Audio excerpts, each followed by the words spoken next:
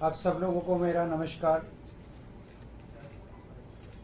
आज हम इस लोकसभा चुनाव के लिए केजरीवाल की 10 गारंटियों का ऐलान करने जा रहे हैं।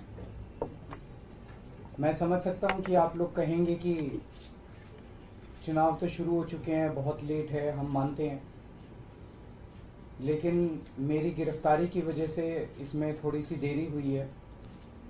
अभी भी कई चरण चुनावों के बाकी हैं। वैसे तो ये गारंटियां केजरीवाल की गारंटी के नाम से जारी की जा रही हैं। मैंने अपने इंडिया गठबंधन के दूसरे साथियों से इसके बारे में अभी चर्चा नहीं की है, लेकिन जिस किस्म की गारंटी है, मेरा विश्वास है कि इंडिया गठबंधन के किसी भी सदस्य को इसके बारे में परेशानी नहीं होगी। लेकिन ये केजरीवाल की गारंटी है, तो मैं इसकी गारंटी लेता हूं कि मैं इंडिया गठबंधन की सरकार बनने के बाद इन सब गारंटियों को मैं अपने सभी साथियों से पूरी करवाऊंगा। ये जो गारंटी हैं 10, ये एक तरह से नए भारत का विजन है। इनमें कई ऐसे काम हैं जो पिछले 75 साल में हो जाने चाहिए थे, जो भी कारण रहे नहीं हो पाए। इनमें कई ऐसे काम हैं जिनके बिना कोई भी राष्ट्र शक्तिशाली नहीं बन सकता। मूलभूत काम है, किसी भी राष्ट्र की फाउंडेशन का काम है, नींव रखने का काम है। उसके बिना राष्ट्र आगे नहीं बढ़ सकता। उन कामों को युद्ध स्तर के ऊपर अगले 5 साल के अंदर पूरा किया जाएगा। इसमें वो गारंटियां हैं जो इस देश के लोगों को महंगाई और रोजगार से छुटकारा दिलाएंगी, उनसे उन लोगों को रिलीफ दिलवाएंगी।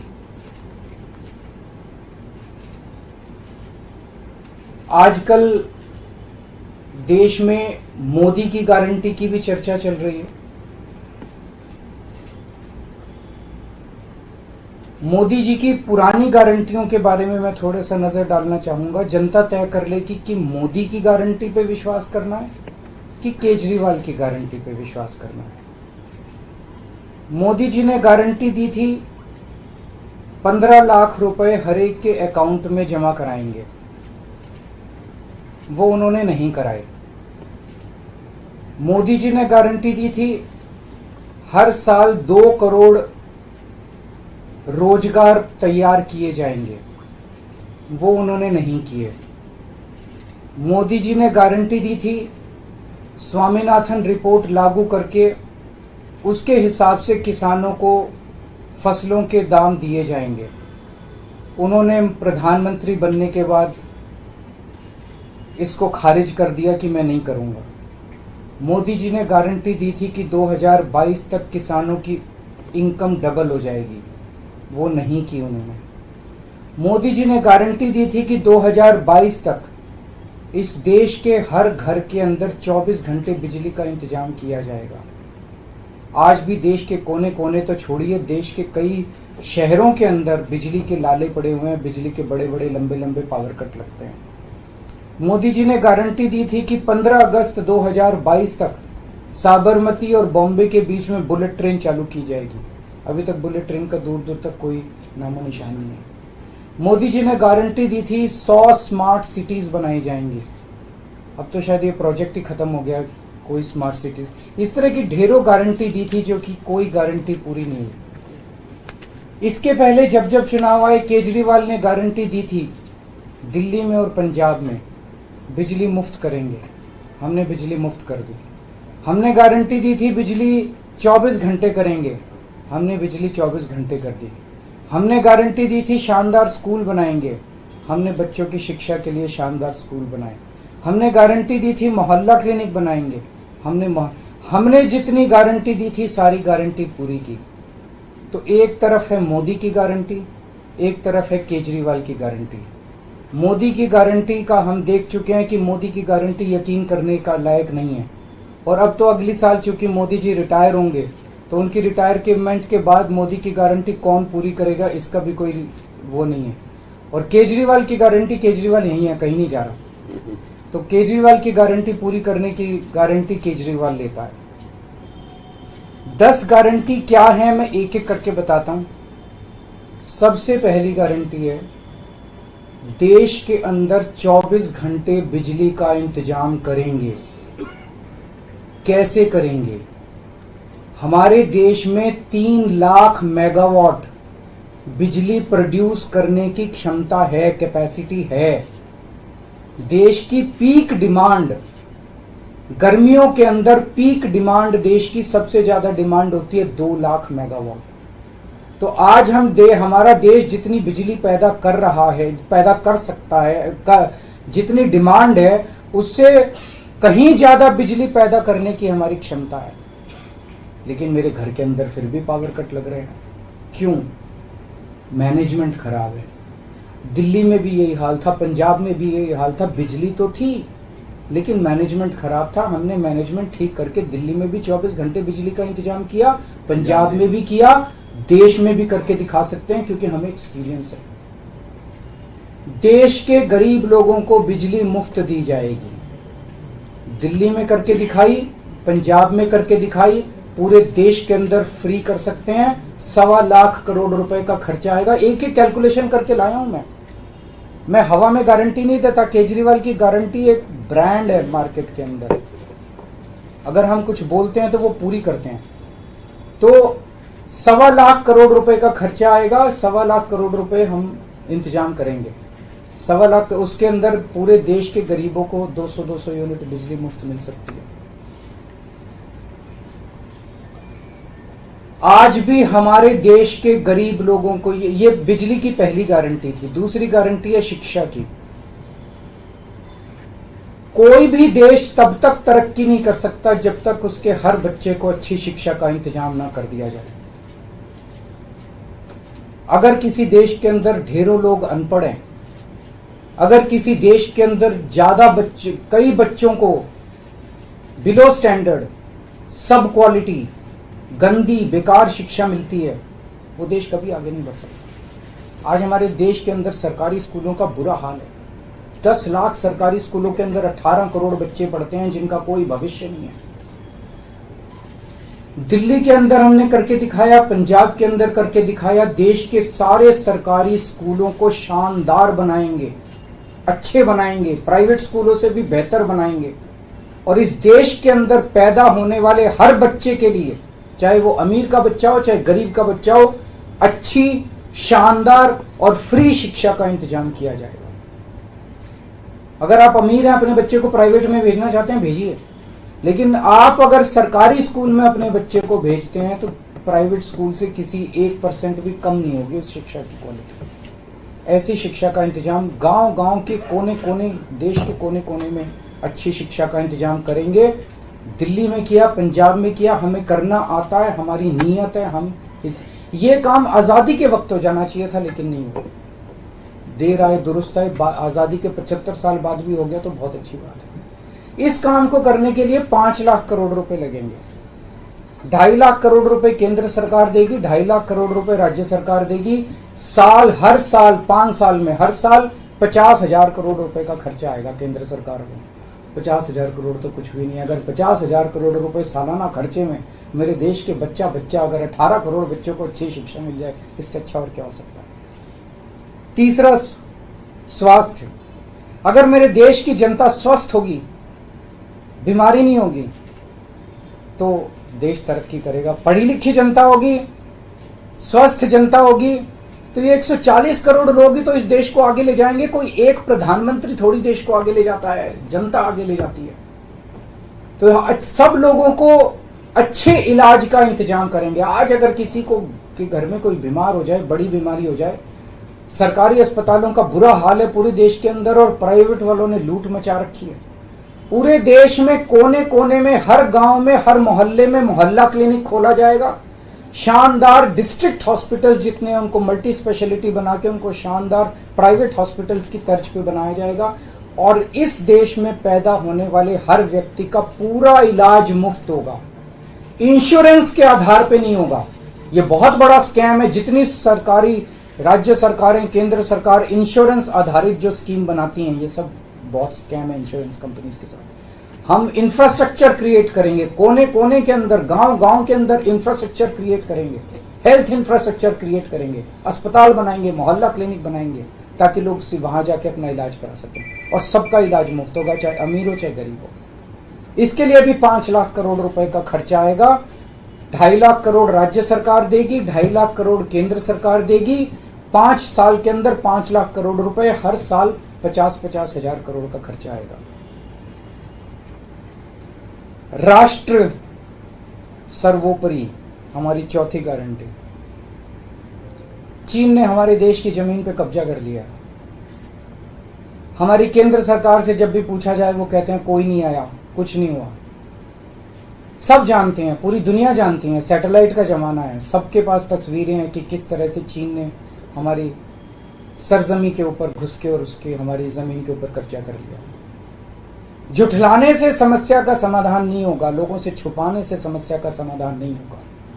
हमारे देश की सेना के अंदर बहुत ताकत है।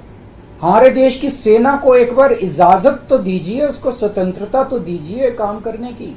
वो देखिए आपको जीत के लाती है।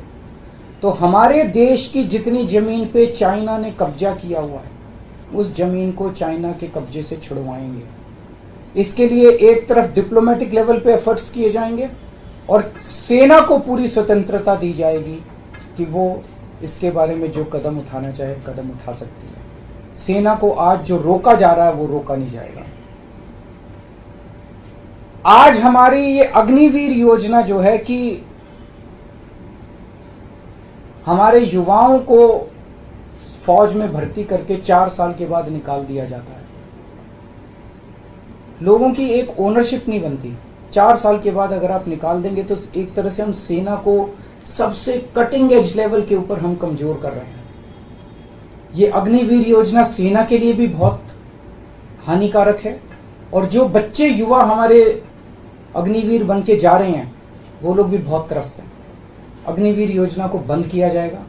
जितने बच्चों को अभी तक अग्निवीर में शामिल किया जाए उनको पक्का डिक्लेयर किया जाएगा। उनको पक्का राष्ट्रीय सम्मान भी नहीं मिलता संस्कार के समय, तो उनको पक्का किया जाएगा, उनको पक्का डिक्लेयर किया जाएगा। और सेना के अंदर ये ठेकेदारी के ऊपर एक तरह से कच्चे में, अग्निवीर तो कच्ची नौकरी हुई ना, कच्ची नौकरी ये बंद की जाएगी और वापस पक्के के अंदर बच्चों को लिया जाएगा। और सेना को ये अग्निवीर योजना लाए थे क्योंकि केंद्र सरकार का मानना था कि सेना के ऊपर उनकी तनख्वाह और उनकी पेंशन के ऊपर पैसा ज्यादा खर्च हो रहा है। सेना के ऊपर, उस देश की सुरक्षा के ऊपर जितना पैसा खर्च करने की जरूरत है उतना पैसा खर्च किया जाएगा। देश की सुरक्षा के साथ खिलवाड़ नहीं किया जा सकता। छठी गारंटी किसानों के लिए। किसानों को आप इज्जत की जिंदगी दे सकते हैं अगर आप उनको उनकी फसलों के पूरे दाम दे दें। किसान कोई भीख नहीं मांग रहा, किसान अपना हक मांग रहा है। किसान अपनी बारिश में, धूप में मेहनत करके और अपनी फसल उगाता है और उसके बाद जब उसको फसलों के पूरे दाम नहीं मिलते तब वो अपने ऋण नहीं चुका पाता, आत्महत्या करने के लिए मजबूर होता। अगर आप उसकी फसलों के दाम सुनिश्चित कर दें तो किसान को आपसे कोई फेवर नहीं चाहिए। स्वामीनाथन रिपोर्ट के आधार के ऊपर किसानों को उनकी फसलों के सभी फसलों के पूरे दाम एमएसपी के आधार पर पूरे दाम दिलवाए जाएंगे। 7वीं गारंटी, दिल्ली को पूर्ण राज्य का दर्जा दिलवाया जाएगा, जो दिल्ली वासियों का कई दशकों से दिल्ली के लोगों का हक है। बेरोजगारी, आज पूरे देश का युवा बेरोजगारी से त्रस्त है। इसके लिए हमने बहुत डिटेल्ड प्लानिंग की है। हमारे मंत्रियों ने, हमारी टीम ने बैठ के, सब लोगों ने बैठ के कि 1 साल के अंदर 2 करोड़ रोजगार का इंतजाम किया जाएगा ताकि हमारे युवकों को बेरोजगारी से निकाला जा सके। ये प्रोडक्टिव और इफेक्टिव एम्प्लॉयमेंट होगी। भ्रष्टाचार, बीजेपी की वॉशिंग मशीन को चौराहे के ऊपर खड़ा करके तोड़ा जाएगा। बीजेपी की वॉशिंग मशीन इस देश का भ्रष्टाचार का सबसे बड़ा कारण है। सबसे बड़ा सोर्स जो है वो बीजेपी की वॉशिंग मशीन है। ईमानदार लोगों को जेल भेजने और बेईमानों को संरक्षण देने की आज जो मौजूदा व्यवस्था है, इस व्यवस्था को समाप्त किया जाएगा। दिल्ली और पंजाब में जिस तरह से हमने भ्रष्टाचार पे दोनों लेवल पे, छोटे लेवल का भ्रष्टाचार और बड़े लेवल का भ्रष्टाचार, हमने जो वार किया है, उसी लेवल पे इफेक्टिव तरीके से पूरे देश को भ्रष्टाचार से निजात दिलवाई जाएगी। और 10वीं और आखिरी गारंटी व्यापारियों के लिए, अगर किसी देश के अंदर व्यापारी और उद्योगपति खुल के व्यापार नहीं कर सकते, अपने व्यापार को नहीं बढ़ा सकते, तो वो देश कभी तरक्की नहीं कर सकता। उस देश के अंदर कभी जॉब्स पैदा नहीं हो सकते। और ये डेटा बताता है कि पिछले 8-10 साल के अंदर इस देश के 12 लाख हाई नेटवर्थ इंडिविजुअल्स, बड़े बड़े अमीर लोग इस देश के अंदर व्यापार और उद्योग बंद करके विदेशों में चले गए हैं, क्योंकि इस देश के अंदर आतंक मचा रखा है सरकार, केंद्र सरकार ने, उन लोगों को डराने का, धमकाने का। जीएसटी को पीएमएलए से बाहर किया जाएगा, जीएसटी का सरलीकरण किया जाएगा, सारी प्रशासनिक और लीगल व्यवस्थाओं को सरलीकरण किया जाएगा और एक ऐसी व्यवस्था की जाएगी कि अगर इस देश के अंदर कोई सही तरीके से व्यापार करना चाहे तो वह व्यापार कर भी सकता है, उद्योग खोल भी सकता है, ज्यादा परमिशंस की जरूरत नहीं होगी और बड़े स्तर के ऊपर हम व्यापार को और उद्योग को, हमारा टारगेट चाइना को पीछे छोड़ना है, जो आज इस दुनिया के अंदर इसमें व्यापार में और उद्योग में और प्रोडक्शन में बहुत आगे है। हमारा कंपटीशन उनके साथ है। तो इसके लिए सभी व्यापारियों को, उद्योगपतियों को आगे बढ़ने का मौका दिया जाएगा। ये हम लोगों की 10 गारंटी है और मजबूत गारंटी है और मैं समझता हूं कि देश को इन सब उससे तरक्की मिलेगी। अगर आपके कोई प्रश्न है तो। वॉशिंग मशीन वाली बात कही, तो क्या इसका मतलब है कि जो कार्रवाई हो रही है वैसी कार्रवाई आप लोग करेंगे? नहीं, हम कह रहे हैं वॉशिंग मशीन तोड़ेंगे। हम ये कह रहे हैं कि आज ईमानदार लोगों को पकड़ पकड़ के जेल भेजा जा रहा है, बेईमानों को वो अपनी पार्टी में शामिल करके संरक्षण देते हैं और उनको ईडी और सीबीआई के केस में, ये व्यवस्था बंद की जाएगी। जो असली बेईमान है, जिन्होंने असली में बेईमानी की है, उन लोगों को पकड़ा जाएगा। इस तरह से पॉलिटिकल तरीके से विक्टिमाइजेशन बंद किया जाएगा। प्रधानमंत्री की उम्र को लेकर जो बात की, उसके गृह मंत्री का बयान है, उन्होंने कहा कि जो भाजपा के कानून में ऐसी बात नहीं लिखी हुई है और देश भर के लोग चाहते हैं उत्तर से दक्षिण तक की नरेंद्र मोदी प्रधानमंत्री। देखिए, कल मैंने बोला था कि मैंने क्या बोला था, 2014 में प्रधानमंत्री जी ने खुद ने कानून बनाया था, अपने नियम बनाए थे बीजेपी के लिए कि 75 साल की उम्र होने पे भारतीय जनता पार्टी के अंदर उनको कोई भारतीय जनता पार्टी अपने किसी भी नेता को किसी तरह की कोई जिम्मेदारी नहीं देगी और उनको रिटायर किया जाएगा। उस नियम के आधार पे आडवाणी जी को रिटायर किया गया, मुरली मनोहर जोशी जी को रिटायर किया गया, सुमित्रा महाजन जी को रिटायर किया गया, यशवंत सिन्हा जी को रिटायर किया गया, रीता बहुगुणा जोशी जी को रिटायर किया गया, संतोष गंगवार जी को, कई लोगों को रिटायर किया गया, यशवंत सिन्हा जी को रिटायर किया गया। तो कल जब मैंने कहा कि उस नियम के हिसाब से 17 सितंबर 2025 यानी कि अगले साल प्रधानमंत्री जी जब 75 साल के हो जाएंगे तो वो भी रिटायर हो जाएंगे। जब मैंने ऐसे कहा तो कल मैंने देखा कि बीजेपी के बहुत सारे नेताओं ने ये कहा कि वो नियम 75 साल वाला मोदी जी के ऊपर लागू नहीं होता। तो मैं समझता हूं कि जब भी ऐसा कुछ होता है, जब किसी पार्टी के सबसे बड़े नेता के ऊपर कोई टिप्पणी की जाती है तो जाहिर तौर पे उनकी पार्टी के लोग उनको उनके समर्थन में बोलते हैं।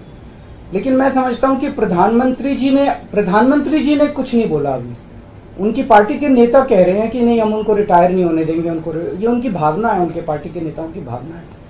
प्रधानमंत्री जी ने जो नियम बनाया जिसके तहत आडवाणी जी को रिटायर किया गया, मैं समझता हूं कि प्रधानमंत्री जी किसी भी हालत में उस नियम को अपने ऊपर लागू होने से नहीं रोकेंगे। वो ऐसा नहीं कहेंगे कि उस जिस नियम में आडवाणी जी रिटायर हुआ मैं उस नियम पे अपने ऊपर नहीं, या तो प्रधानमंत्री जी कह दें कि वो नियम अब मेरे ऊपर लागू नहीं होगा, आडवाणी जी के लिए बनाया था वो, या तो वो कह दें। लेकिन मैं नहीं समझता कि प्रधानमंत्री जी ऐसा कहेंगे। तो जाहिर तौर पे बाकी नेता सारे सपोर्ट कर रहे हैं उनको, लेकिन प्रधानमंत्री जी तो रिटायर होंगे। वो ऐसा, मेरी गुजारिश ये है कि प्रधानमंत्री जी ये बता दें कि उनका सक्सेसर कौन होगा, नहीं तो आपस में मारकाट मचेगी उनके अंदर। दूसरी चीज, एक और चीज है, कल मैंने जो कहा कि वन लीडर वन नेशन का जो वन नेशन वन लीडर का जो उनका वो आइडिया चल रहा है, उसके तहत एक तरफ वो विपक्ष के सारे नेताओं को जेल भेज रहे हैं और अपनी सारी पार्टी के सारे नेताओं की राजनीति खत्म कर रहे हैं। शिवराज सिंह चौहान जी की, वसुंधरा राजे की, डॉक्टर रमन सिंह को राजनीति से गायब खत्म कर दिया, खट्टर साहब को कर दिया। और अब जब मैंने जनता से पूछा, सारी जनता बोली योगी जी का अगला नंबर है। तो कल इनकी पार्टी के सारे नेताओं ने मोदी जी के लिए तो कहा कि मोदी जी पे 75 साल वाला लागू नहीं होगा, लेकिन एक भी नेता ने ये नहीं कहा कि योगी जी को नहीं हटाया जाएगा। तो एक तो ये पक्की हो गई पिछले 24 घंटे में बात कि अगले 2 महीने के अंदर योगी जी को उत्तर प्रदेश के सीएम से हटाया जा रहा है। इस देश के बच्चे बच्चे की जुबान पे ये था कि योगी जी को अगले 2 महीने में चुनाव जीतते ये लोग हटाएंगे। तो ये बात तो कल पक्की होगी कि योगी जी को हटाया जा रहा है। सर, आपने अक्साई चीफ का नाम लिया पर पीओके का नाम नहीं लिया। पीओके पे क्या रणनीति रहेगी आम आदमी? बिल्कुल, वो इसका हिस्सा है, भारत का हिस्सा है, उसको भी वापस लेके रहेंगे। आप पीएम की गारंटी के सापेक्ष अपनी गारंटी लाए हैं, आपने अपने कुलीग से भी बात नहीं की। सबसे बात करके लाया हूं मैं। जो इंडिया अलायंस है, आपको नहीं, मैं सहमत हूं, मैं उसके लिए माफी मांगता हूं। मैं इंडिया अलायंस के सभी पार्टनर से, क्योंकि समय कम था, चुनाव आधा बीत चुका है, मैं माफी मांगता हूं उनसे। लेकिन मैं समझता हूं कि स्कूल खोलने पे, अस्पताल खोलने पे उनको आपत्ति नहीं होनी चाहिए। और मैं समझता हूं उनसे जब मौका गारंटी है आपकी, तो क्या लगता है कि चुनाव बाद अगर इंडिया गठबंधन आता है तो आपकी पीएम पद के लिए क्या? ना, मैं पीएम पद में, लेकिन जो भी सरकार बनेगी उस सरकार से मैं करवा के लाऊंगा, मेरे पे भरोसा करो। Thank you. हाँ, एक गारंटी कर देते हैं।